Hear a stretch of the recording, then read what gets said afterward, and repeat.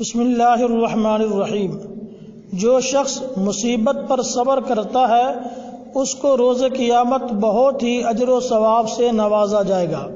ایک روایت میں آتا ہے کہ ایک عورت کو مرگی کا دورہ پڑتا تھا، اور جب اس کو مرگی کا دورہ پڑتا تو اس کا سطر بھی کھل جاتا تھا۔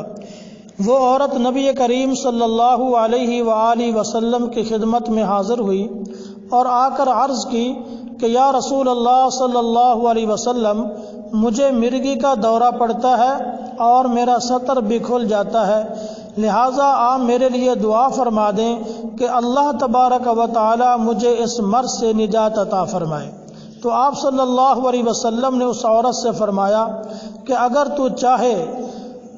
تو تو اس مصیبت پر صبر کر، اس کے بدلے میں تجھے جنت ملے گی، اور اگر تو چاہے تو میں اللہ سے دعا کر دیتا ہوں، اللہ تیری اس مصیبت کو دور فرما دے گا۔ جب اس عورت نے سنا کہ اس مصیبت پر صبر کرنے کے بدلے میں مجھے جنت ملتی ہے تو اس نے کہا کہ یا رسول اللہ صلی اللہ علیہ وسلم، پھر میں اس مصیبت پر صبر کرتی ہوں، اور فرمایا کہ البتہ اتنی دعا ضرور فرما دیں کہ جب مجھے مرگی کا دورہ پڑے تو میرا سطر نہ کھلے۔ تو آپ صلی اللہ علیہ وسلم نے اس چیز کی دعا ارشاد فرما دی۔ تو دیکھیے کہ ایک عورت کو جب پتہ چلا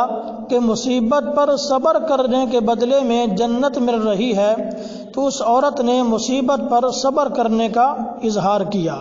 تو اس لیے ہمیں چاہیے کہ اگر کوئی اللہ کی طرف سے مصیبت آ جائے تو واویلا نہ کریں، بلکہ اس مصیبت پر صبر کریں اور اللہ سے اجر و ثواب کی امید رکھیں۔